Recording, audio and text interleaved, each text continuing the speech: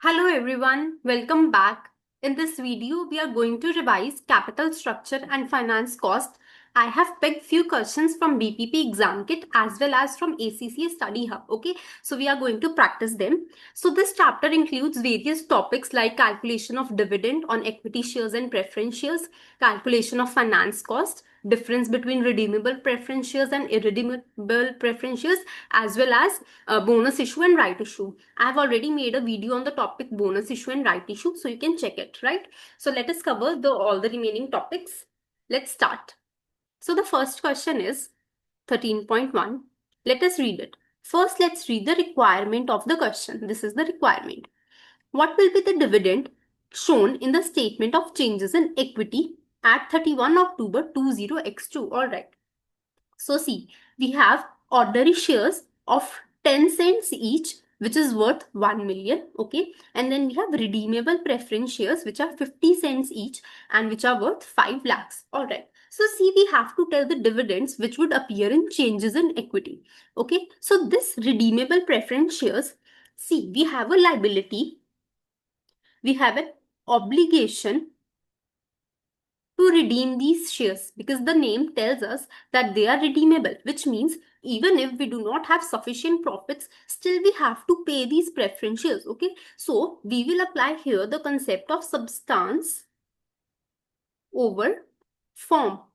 Although these are shares, but they are of the form of a liability because we have a headache of paying them off. We have an obligation. Okay, so these shares cannot go into statement of changes in equity. They would go under finance cost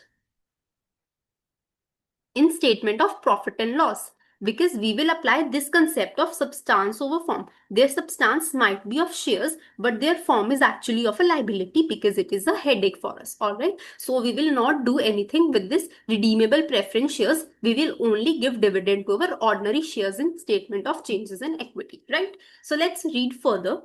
In the year ended 31 October 20x2, the company has paid preference dividend for the year. Ignore this. I just told you we will do nothing with this. And an interim dividend of 2 cents per share on ordinary shares. Okay, so we will look at this. The dividend which is paid on ordinary shares. A final ordinary dividend of 3 cents per share was proposed after the reporting date. See, this 3 cent per share dividend was proposed after the year end, okay, after the reporting date. So we will not adjust it since this took place after the year end. So what is left? We are left with only this 2 cent per share dividend. Okay, we were given the preference dividend. Okay, then we were given this interim dividend and the final dividend. So we eliminated preference dividend, we eliminated this final dividend, and finally the 2 cent per share ordinary dividend is left. So see, first let's calculate the number of ordinary shares. We have the total value of shares is 1 million. And how did we get this? We got this by multiplying number of shares with value per share, and the value per share is 10 cents. So I can write it like 0.1 because 10 cents is 10 upon 100. So when I will reduce it, I will get 0.1. So from here, I can calculate the number of shares, which is 1 million divided by 0.1, which will come out to be 10 million. Okay. So these are the number of shares multiplied by 2 cent because we are giving 2 cent per share. So these are the number of shares multiplied by 2 cent. 2 cents means 0.02. Okay. So when you will multiply it, you will get, let us calculate, 10 million into 0.2. So just a second. This will come out to be 2 lakhs, right? So the answer is 2 lakhs. I hope you got the logic of how to calculate this, right? Now let's move forward. This question 13.4, right? Let's see. At 31 December 20x1, the capital structure of companies, they have ordinary share capital, which are 1 lakh and they are of 50 cent each. Then a share premium account, which is standing at 1,80,000. Okay. So during 20x2, the company made a bonus issue of 1 share for every 2 held using the share premium. Okay.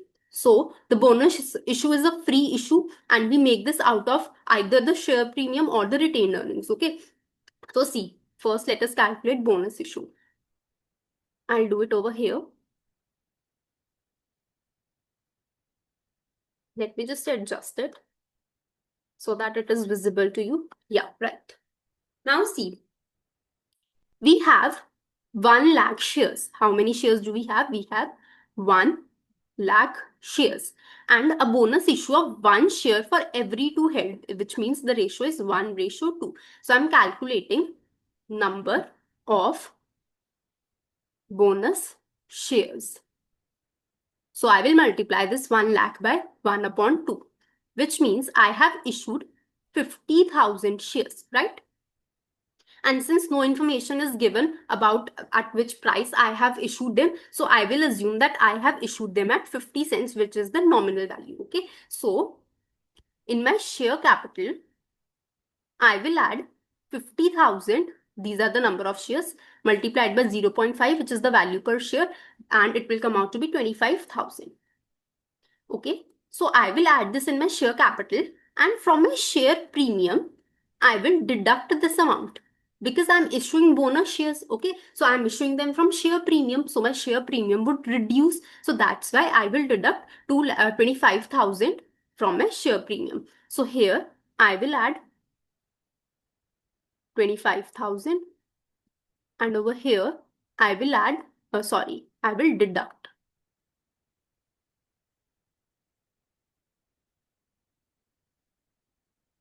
I will deduct less, I'll write over here less 25,000, right? Let's move further.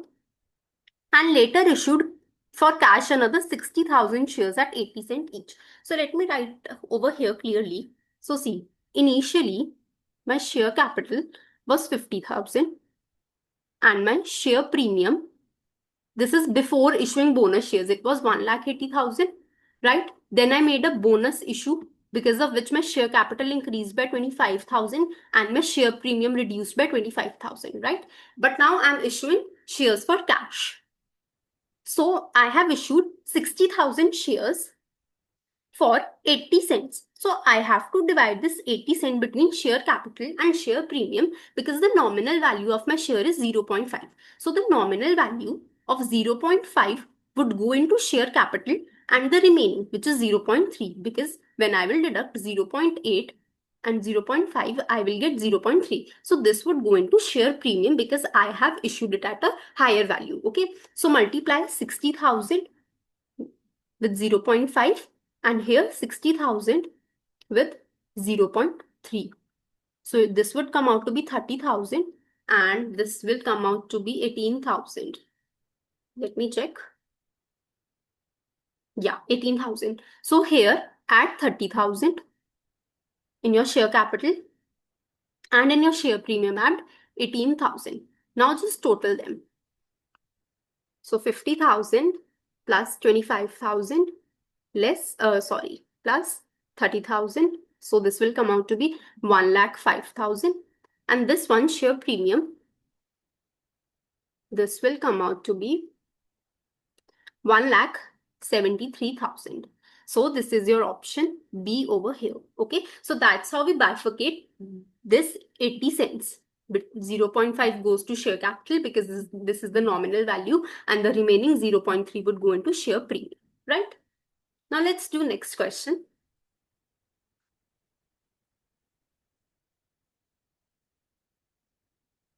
First, let's read the requirement again. How much should be charged to statement of profit and loss for the year ended 30 September 20x6 and how much should be accrued on the statement of financial position? Okay, so let's see. An organization's year end is 30 September, right? On 1 January 20x6, the organization took out a loan of 1 lakh, okay, with an annual interest of 12%. The interest is payable in equal installments on the first day of April, July, October, January in arrears. So let me draw a timeline over here. This is your January, then February, then March, Jan, Feb, March, then April, May, June, July, August, and then over here September. So what happens is we pay interest in arrears, which means that interest for all these 3 months would be paid once these months end. That is, we will pay them on the first day of month of April. Okay, we will pay it on 1st April. The interest which relates to January, February, and March, we will pay them on 1st April. Similarly, the interest which relates to April, May, and June, it would be paid on 1st of July. And similarly, the interest which relates to July, August, and September, it would be paid on 1st October, right? So like this it happens. So the loan was taken over here and it was worth 1 lakhs and the interest was 12%. So my interest would come out to be 1 lakhs 12% is 12,000, right? Yeah, it's 12,000. So see, in my statement of profit and loss, the entire interest which relates to this year would appear in the statement of profit and loss, and the interest which I have not paid, which means the accrued interest, that would go into my statement of financial position because that would be my current liability. Okay, so see, from January till September, these are 9 months, right? These are 9 months from January till September. So for the current year, I have to pay interest for these 9 months. So if the interest for 12 months, is 12,000, I just calculated. So how much would be the interest for 9 months? It would be 12,000 divided by 12 into 9. So 9,000. Okay, so my interest for the current year till 30 September would be 9,000 and this would go into statement of profit and loss. Okay, so in statement of profit and loss, I would take the interest which relates to this year. So 9,000 relates to this year. So I can eliminate option A and D. Okay, so I have to see what would go into statement of financial position. Now see, the interest for January, February, and March is paid on 1st April. Then the interest for April, May, and June is also paid. But the interest which relates to July, August, and September, it is not paid because I will pay it on 1st October. But my year end is over here. Okay, my year is ending over here, but I am going to pay it on 1st October. So the interest for these 3 months is accrued because I haven't paid it. So this would go into statement of financial position. Okay, so the interest for July, August, and September is my accrued interest. It's my accrued liability. Okay, so the interest for 12 months was 12,000. So for these 3 months, July, August, September, for 3 months, it would be 12,000 divided by 12 into 3. So 3,000.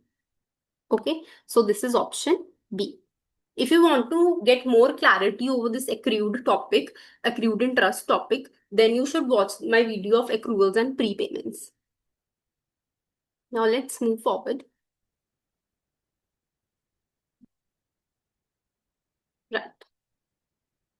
So this is a similar question which we just did of bonus issue and right issue, but let's do it again.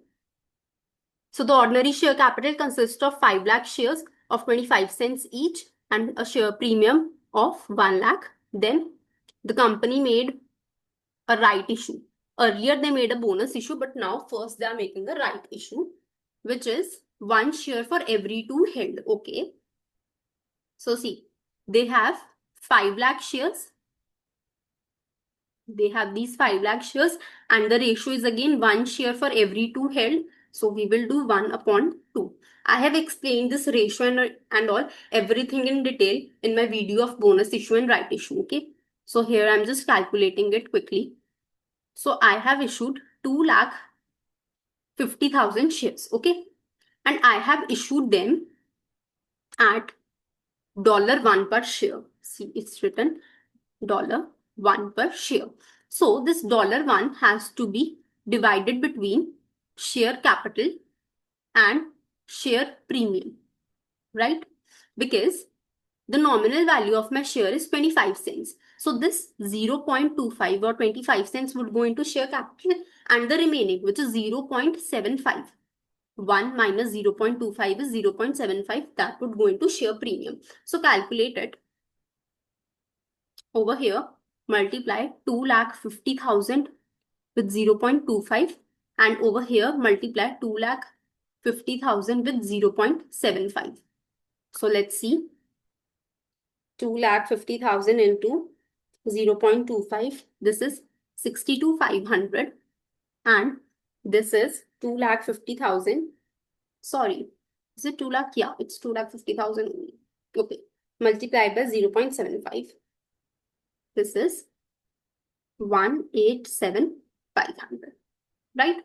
So till now, our initial share capital was 1,25,000 and initial share premium was 1 lakh.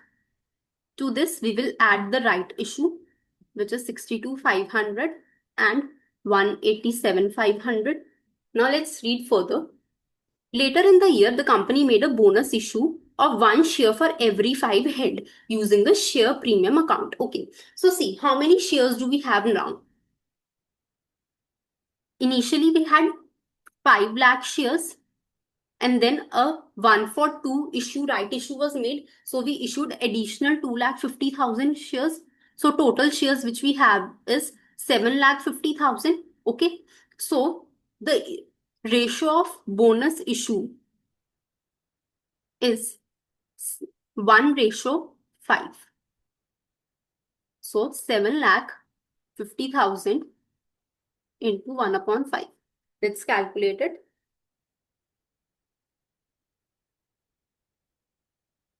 It means we have issued 1,50,000 bonus shares. Okay, so these are the number of shares. So now we will find the value of these shares. So multiplied by the nominal value, which is the 0.25 cents. So multiply 1,50,000 with 0.25. You will get 37,500.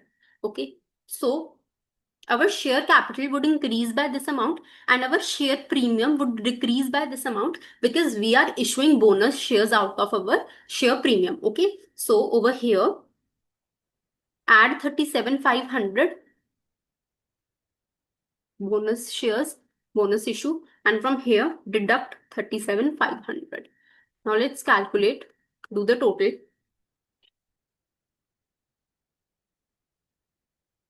12 lakh, 1,25,000 plus 62,500 plus 37,500. So this is 225,000, and over here 1 lakh plus 18,7500 plus, sorry, minus 37,500. So this is 2,50,000, which is option C. Okay. So let's move forward.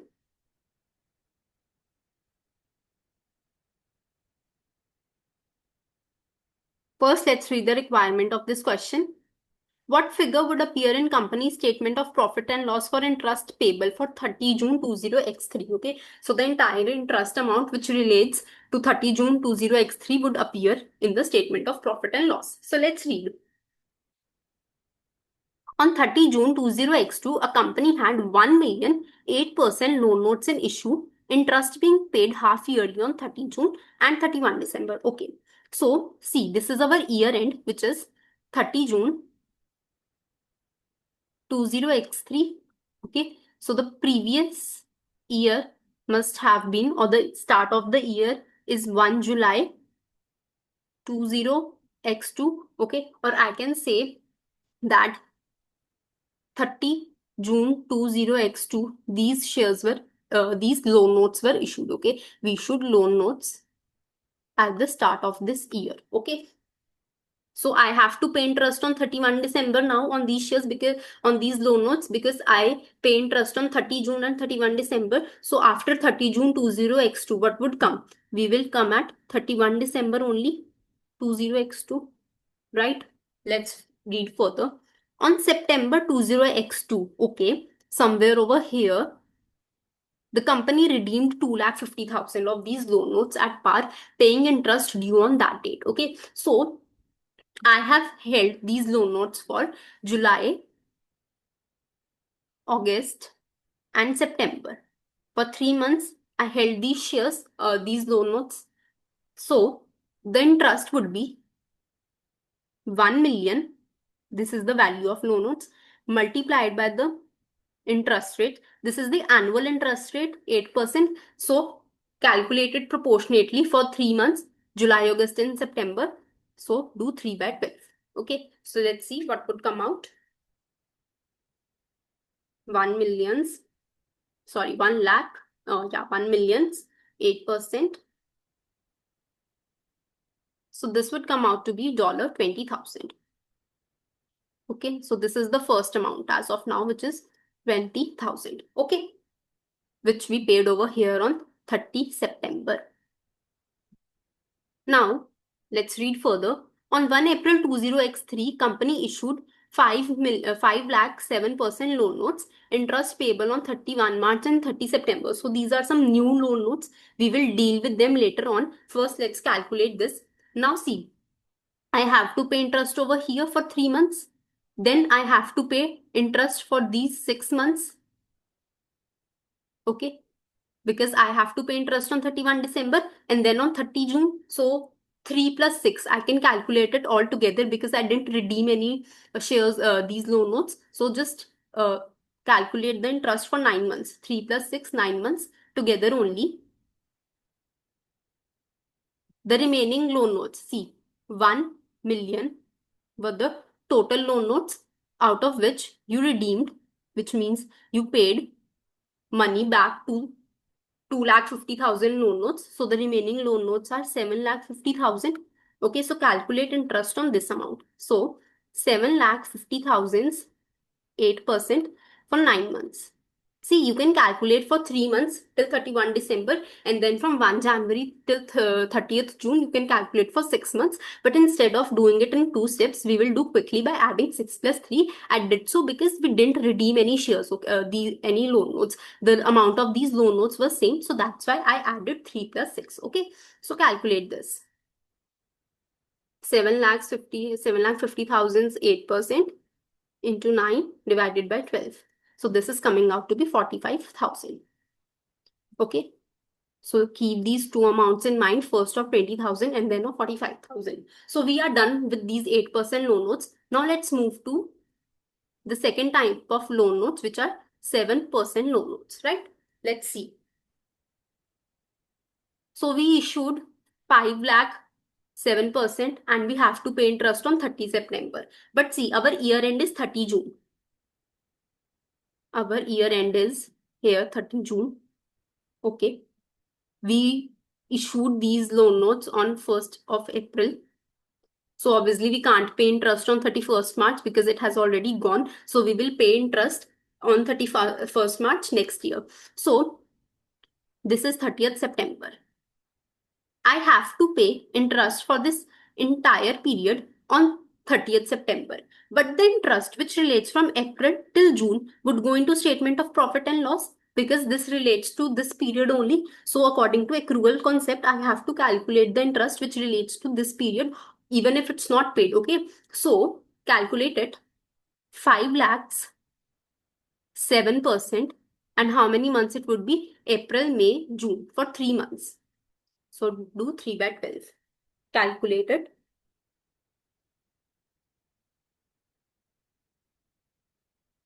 So this would be 8,750. So now we have three amounts. The first one was 20,000. Then we calculated 45,000. And then we calculated 8,750. Add them. This is $73750.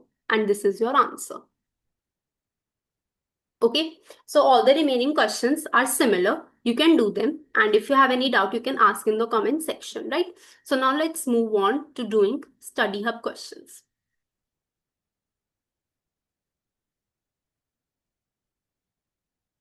Yeah.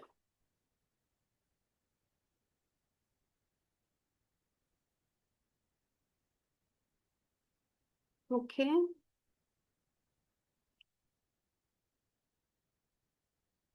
Let's start. The first question is, we have to calculate the dividends which we would deduct from retained earnings. Read, what amount should be deducted from retained earnings for the year ended 31 December 20x6 to reflect payment of dividends? Okay. So let's start by reading the question. QT Company has 4,025,000 issued ordinary shares. It paid a 6% ordinary dividend in February 20X as final dividend for the year ended 31 December 20X5. So our current year end is 31 December 20X6, and in this year we have paid a dividend of where is it written? 6%. 6% dividend we have paid. Okay. And then paid an interim dividend of 30,000 in August 20x6. Okay. So both these dividends have been paid in the current year. The following March 20x7, it paid a final dividend for 7% for the year ended 31 December 20x6. Now see very carefully what has happened in the current year. We have paid the dividend which related to the previous year, right? And the dividend which relates to the current year will be paid next year, okay? But in our calculations, we will only deduct that amount from retained earnings which has already been paid, okay? We have paid 6% dividend, we have paid 30,000 dividend, no matter they belong to the previous year. Since they have been paid in this year, in the current year, we will deduct them from this year only, okay? So see, we have 4,025,000 shares. So calculate the amount. 4 million, these are the number of shares, multiplied by 25 cents, which is 0.25. So this is 4 millions. 0.25 is 1 million. Okay. And I have paid dividend of 6%. So calculate 6% of this. This is 60,000. And an interim dividend of 30,000 is also paid. So add 30,000 to this. So this is coming out to be 90,000. So over here, I will write 90,000, right? Let's move forward to the next question. Give me a second.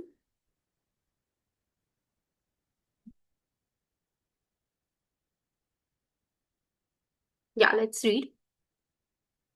We have to calculate finance charge, which we will take to statement of profit and loss for the year ended 31 December 20x5. All right.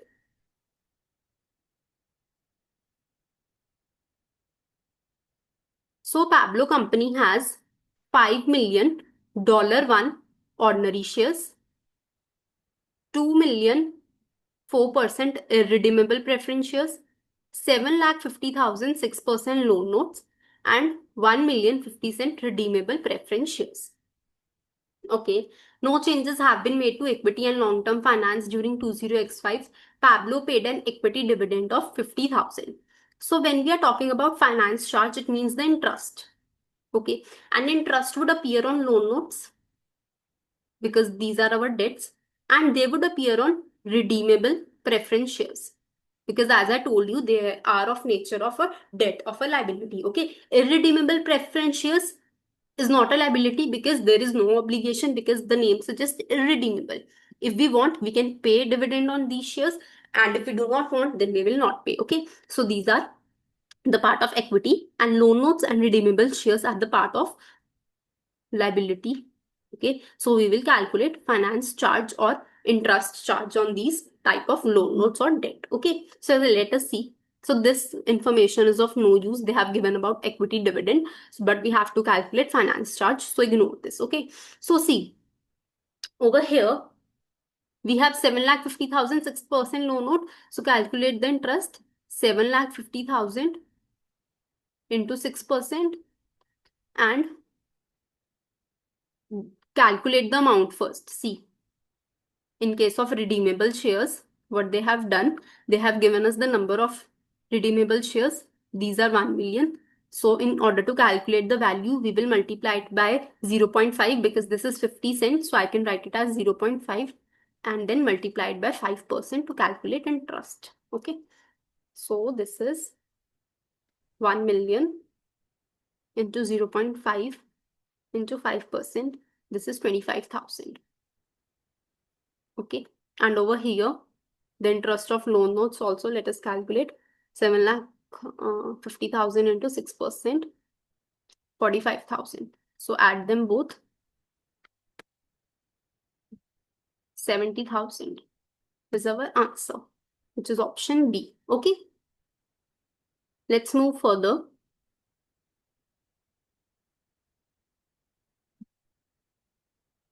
Zane's Manufacturing Company has raised finance at the beginning of 20x3 by issuing 5 lakh 6% loan notes and 5 lakh 5% 50-cent redeemable preference shares. The company already has 2,000,004% irredeemable preference shares. So we have to again calculate interest expense. So interest expense would arise on the loan stock and on redeemable preference shares and not on these irredeemable preference shares. Okay. So this is like the previous question only we just did. So you can do it yourself. Let us move on to the next question. This one. Husna Company question. So we have to calculate the dividend which was paid by Husna Company for the year ended 31 March. Okay, let's read the story first. They have ordinary shares, then they have irredeemable shares. Okay. For the year ended 31 March 20x9, Husna Company declared an ordinary dividend of 40% of profit. So see, now they said that most of the students would make a mistake over here. They would just calculate the 40% of 2,70,000 and they would write the answer. But just think yourself, we have studied that we pay dividend to equity shareholders after paying dividend to all other shareholders, which means that first we have to pay dividend to preference shareholders and then only we can pay dividend to equity shareholders, right? So before paying dividend to equity shareholders, first I will calculate the dividend for preference shareholders because they are irredeemable preference shareholders. So I will pay dividend to them. Okay. So let us see. The value of these preference shares are 1 million and the dividend is 8%. So multiplied by 8%. Okay. So the dividend paid to preference shareholders is 1 million's 8%, which is 80,000. Okay. So from where will I pay these dividend to preference shareholders? Out of profits only. So I had 2,70,000 profits and I paid 80,000 to preference shareholders. So how much is left? 1,90,000, right? Let me calculate too. Yeah, 1,90,000. So I will pay 40% of this now. So calculate 40% of this, which is 76,000. Okay. So 76,000 was paid to equity shareholders and 80,000 was paid to preference shareholders. Add them both, you will get 1,56,000. So this was the amount of dividend paid. Okay. Let's move forward. How much should Hassan include in statement of profit and loss and other comprehensive income for finance charge? Okay. See, Hassan has a bank loan which is repayable in 5 years. During the year ended 31 December 20x4, he paid 670 finance charge. Okay, so this was the amount which he paid. But see, in our statement of profit and loss, we take the amount which relates to that year, which relates to that year. Okay, not the amount which is paid. Okay, we can pay any amount, but we will take only that amount in our statement of profit and loss which actually relates to that year. Okay, so see, on 31 December 20x3, he owed finance charges of 53, and at 31 December 20x4, he has accrued 47 charge. Okay, so see, we have paid 670, but out of this 670, 53 relates to previous year. Okay, so we will not include this in our statement of profit and loss for the year 31 December 20x4 because this 53 relates to previous year. Okay, so I cannot take it in current year's statement of profit and loss. So in order to remove it, I will deduct 53 from here. Okay, but also they have said that for the year ended 31 December 20x4, which is the current year, accrued, the finance charge of 47 is accrued, which means we have not yet paid. So what if we have not paid? Still we will account for it, okay, because it relates to this year. So I will add 47 over here. Okay, why did I do so? See, this relates to previous year, so I will remove it, and this relates to current year, so I will include it no matter I have paid or not. Okay, so calculate it. 670 less 53 plus 47, which is 664. Option C. Okay, moving forward.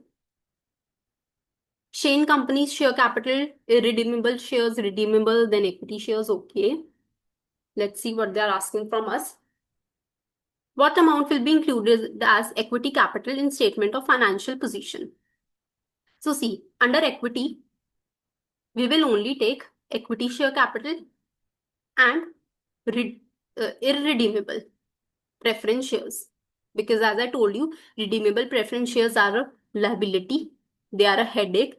We take into account substance over form concept. Okay, so according to that concept, this is a liability for us because we have an obligation to pay it. So that's why I will not take this, I will ignore this. So in my equity capital, I will add 30,000 and 1 lakh. So my answer is option A, 1,30,000, right?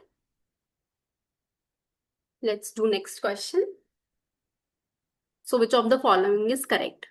On 31 March 20x6, Yellow Companies has issued share capital of 50,000. Okay, these shares are of value 0.25 each. Company has also made investment of 50,000, which is worth 0.5 each. Okay, so they have given us a ledger. It is a dividend ledger. This is two side and this is buy side.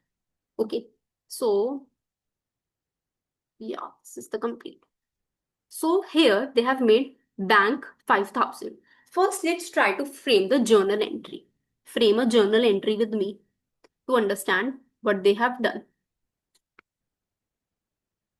Whenever we make the journal entry, the buy side is the above side and to side is the downside, which means that debit credit. Okay, over here this is buy and over here this is to. So how the journal entry would be made?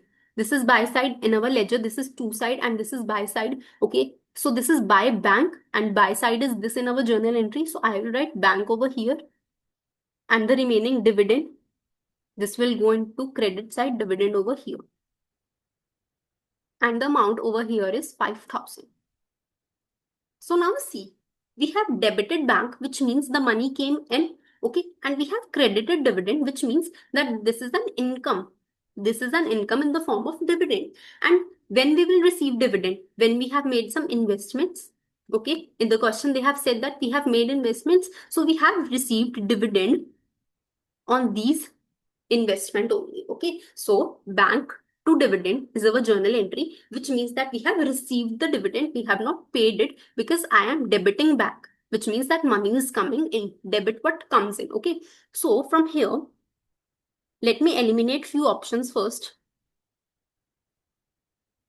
I'm gonna eliminate option A and D because they say that Yellow Company has paid dividend.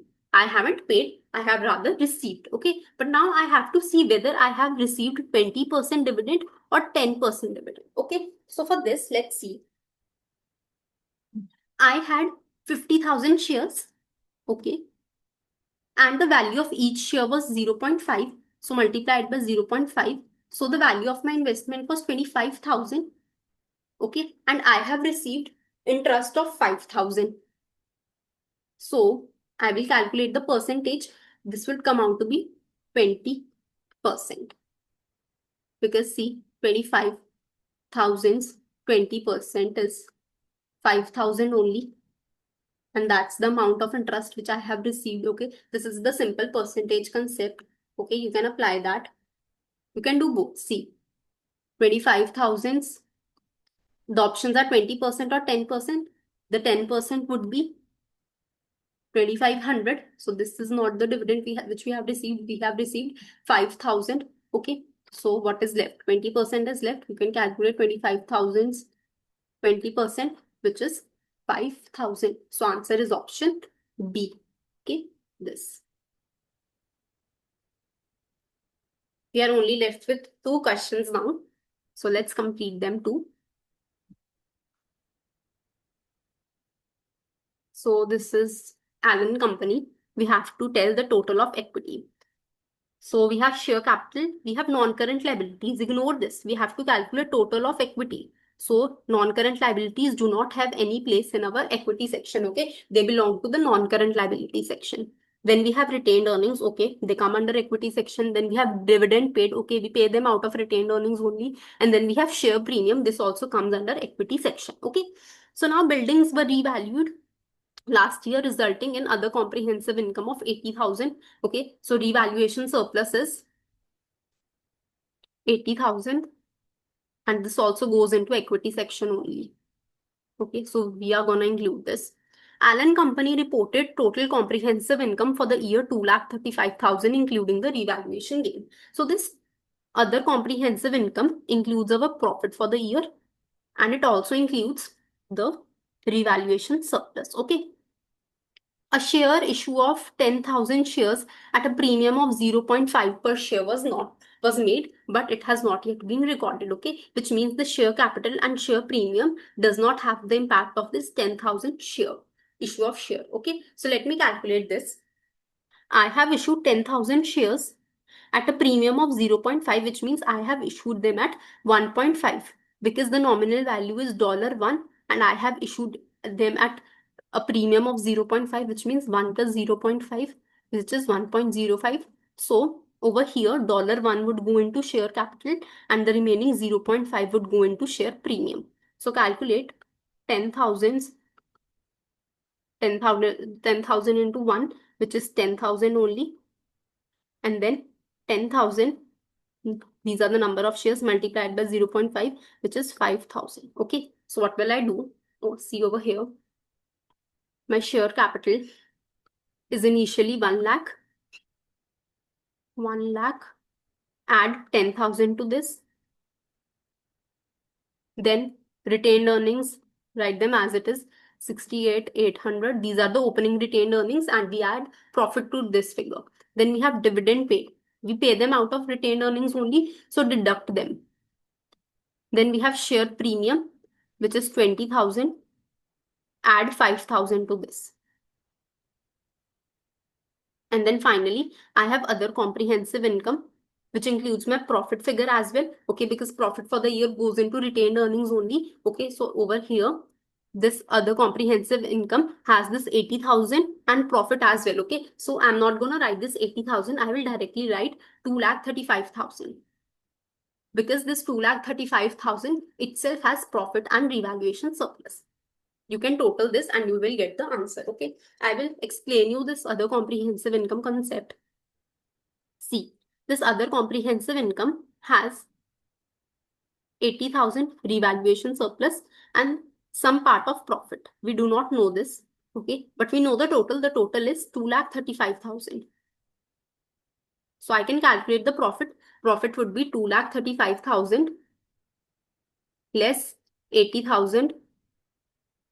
So, which means profits which I have earned is 1,55,000. Okay. So one way of doing this question is, in my opening retained earnings, which is 68,800, I can add my profits 1,50,000, 1,55,000, and then I can deduct a dividend, which is 3,000. Okay, so the total would come out to be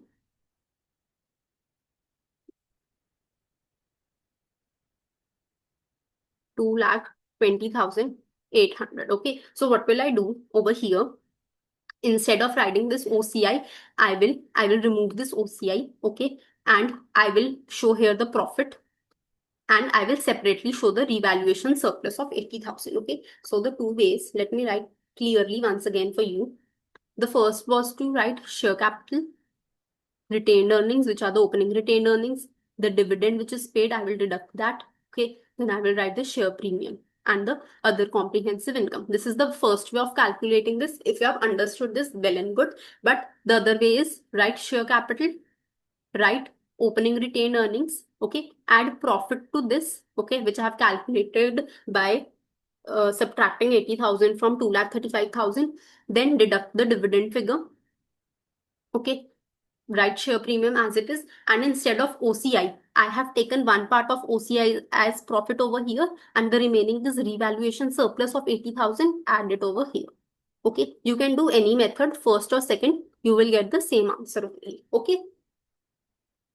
Now let's finally move on to last question for the day. What is the total amount of dividends declared for the year? Okay.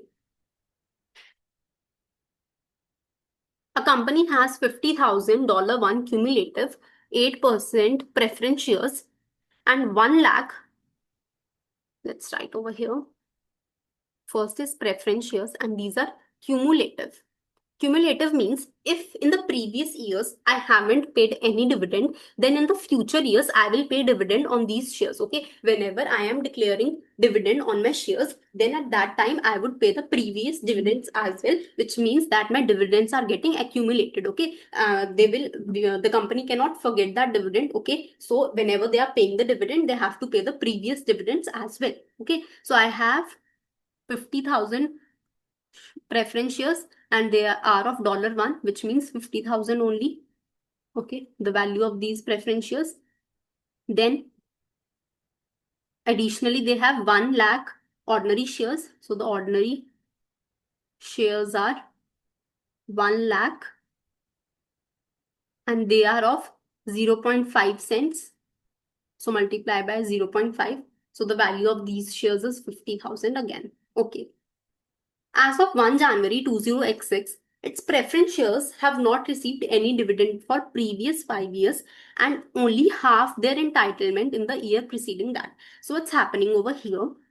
This is our timeline. Okay, we are standing at 1 January 20x6 and these preference shareholders have not received interest for previous 5 years. Okay, so the interest for 5 years is accumulated.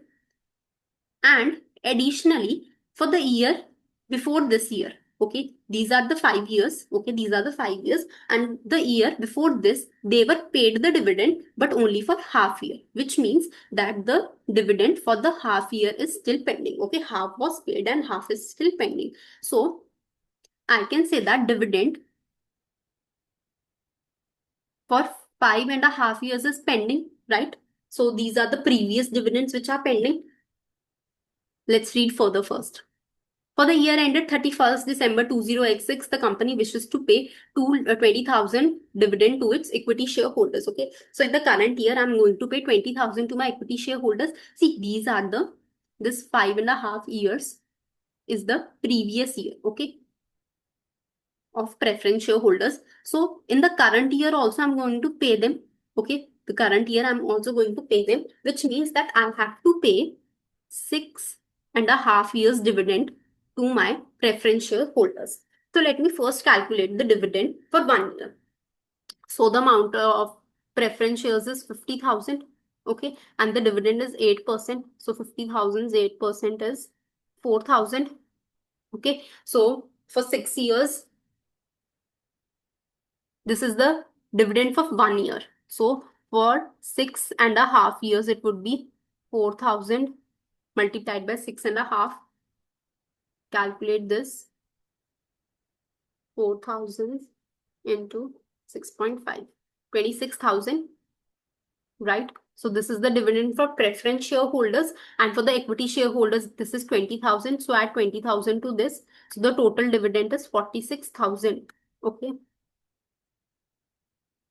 which is option D. Okay, so I hope you have understood that since they were cumulative preference shareholders, so all the previous dividends which I have not paid, okay, I didn't pay them for 5.5 years. So these 5.5 years were the previous years. Then I will also pay them for the current year. So I added one. So the total dividend I have to pay them for 5.5 years.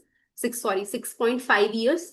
Okay, so this came out to be 26,000, and then I have paid dividend to equity shareholders as well, which is 20,000. Okay, so by adding them both, I got 46,000, which is option D. Okay, so I hope you all have understood this, and still if you have any doubt, you can ask in the comment section. If you found this video helpful, kindly like and subscribe. Thanks for watching. Bye bye.